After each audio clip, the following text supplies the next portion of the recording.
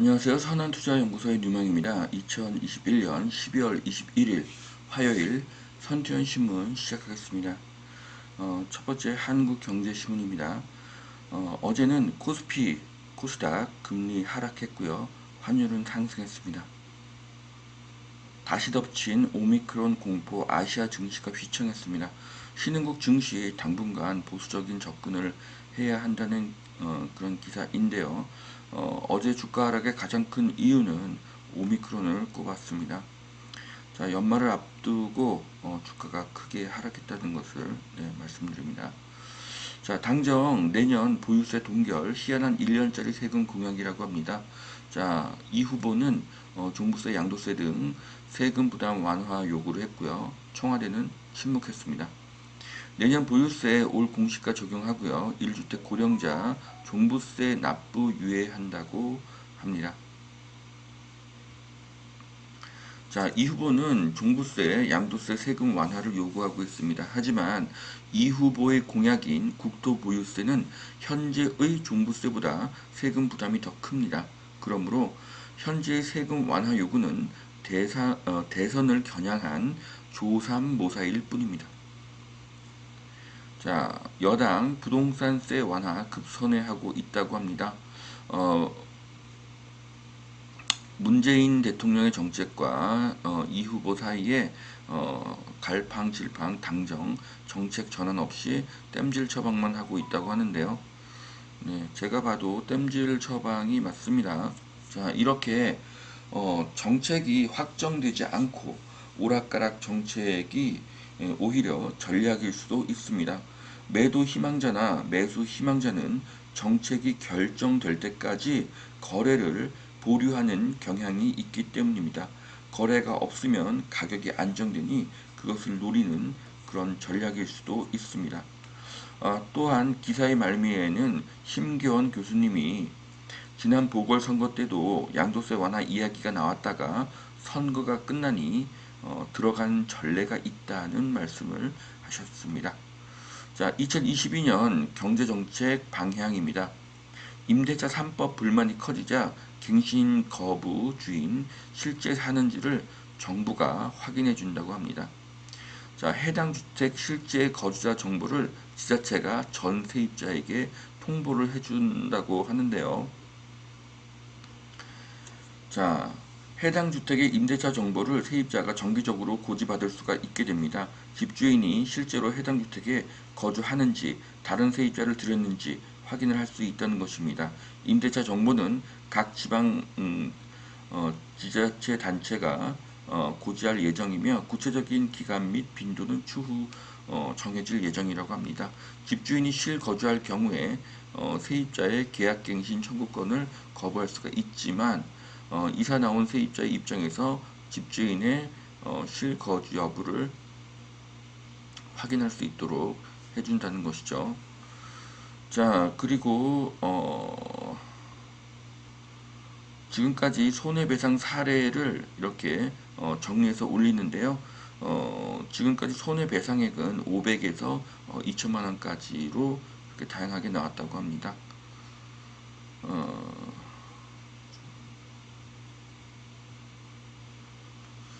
자, 이것은 정부가 분쟁을 늘리는 정책이죠.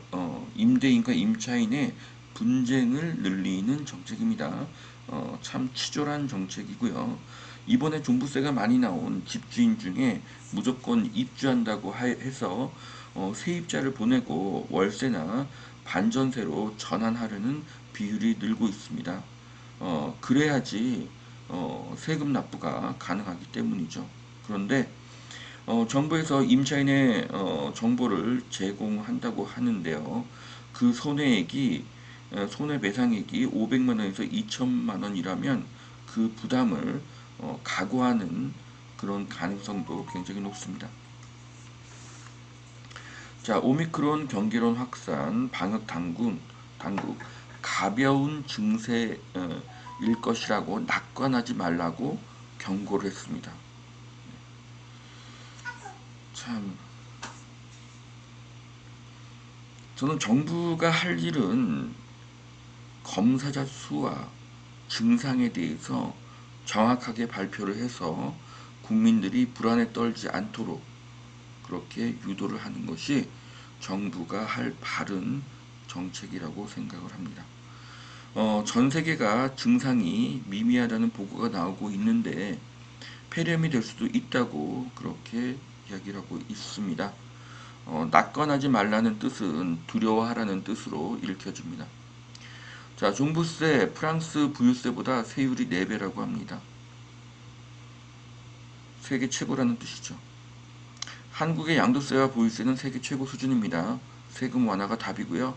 지속이 되면 한국의 중산층은 크게 감소하게 될 것입니다. 자, 최고 98% 서학개미 같지만 톱10 ETF 수익률입니다. 자, 국내 투자자들이 그 한국 주식이 횡보하니 미국 주식으로 투자처를 많이 옮기고 있는데요. 거기에 따라서 국내 증권사들도 미국 주식 ETF를 많이 만들고 있습니다. 제가 보면은 올 한해 낮은 수익률이 24%고 높은 수익률이 98%이기 때문에 굉장히 높은 수익률을 달성했다고 보여집니다. 자, 내년 변동성장 버틸 저평가 알짜주로 이렇게 월가가 추천한 종목들이 있는데요. 그 중에서 메타 플랫폼이 선정이 되었습니다. 네, 메타가 눈에 띄는 것을 볼 수가 있습니다. 자, 일산도 리모델링 시동을 건다고 합니다. 첫 조합 설립이 임박했다고 하는데요. 자, 아파트는 수명이 있습니다. 40년 정도죠. 일기 신도시가 그 시기에 도래를 하고 있습니다. 그리고 이기 신도시도 17년 차에 돌입을 했습니다. 결국 강남 재건축이 속도를 내야 1기, 2기 신도시도 재건축, 리모델링이 될 것인데요. 참, 이 서울과 강남의 재건축, 재개발이 빨리 진행되지 않는 것이 앞으로 병목 현상을 만들어낼 것이라고 예상이 되고 있습니다. 자, 대치 음마 재건축, 네, 오세훈표 재건축이 추진되고 있습니다. 자, 재건축 아파트를 대표하는 음마 아파트가 재건축이 빨리 진행되기를 기대하겠습니다. 자, 대치 성경 3차 가로주택 첫 DH가 지금 선정되었다고 합니다. 네. 자, 2022년은 가로주택 사업이 대세가 될 것으로 이렇게 보여집니다.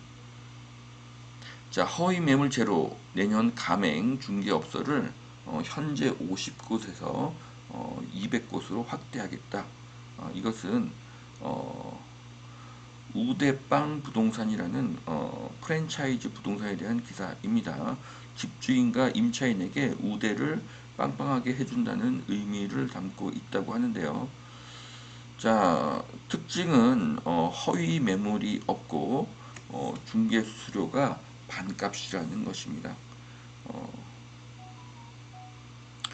좋은 아이디어 프랜차이즈로 보여지고 있습니다. 자, 아파트 거래 외지인 비중이 역대 최고다. 10가구 중에 3가구를 사들였다. 자, 전국 아파트에서 다른 지역 사람이 사들인 거래 비중이 조사 이후 역대 최고치를 기록했다고 이렇게 기사가 나오고 있는데요. 충청, 강원, 세종의 비중이 높다고 합니다.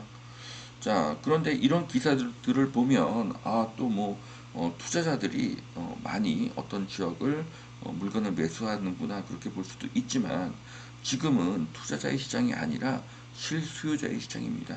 그래서 외지인 거래가 늘어난 것은 투자일 가능성도 있지만 이주 수요일 가능성도 높습니다.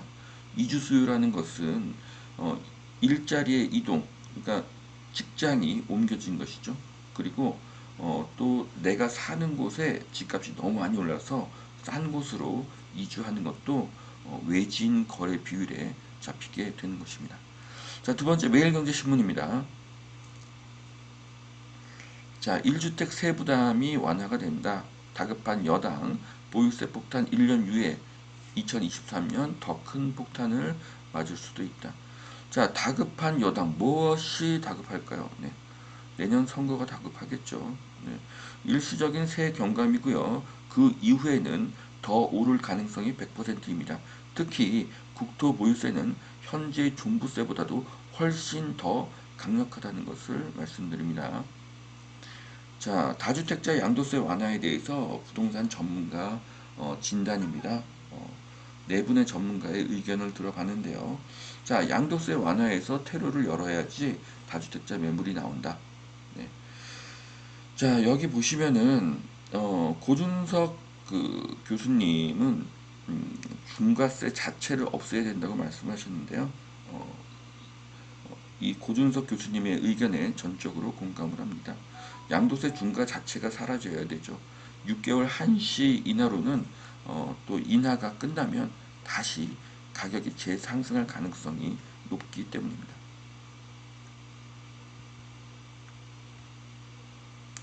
자, 양도세 중과세가 폐지가 되고 임대차 3법도 폐지되기를 기대해 보겠습니다.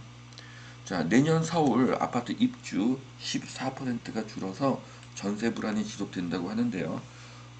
제 데이터로는 올해의 절반입니다. 내년 입주는요. 14%가 준다는 것은 좀 이해가 되지 않습니다. 자, 현재 서울의 인구는 거의 1000만이고요. 전국의 20%가 살고 있습니다.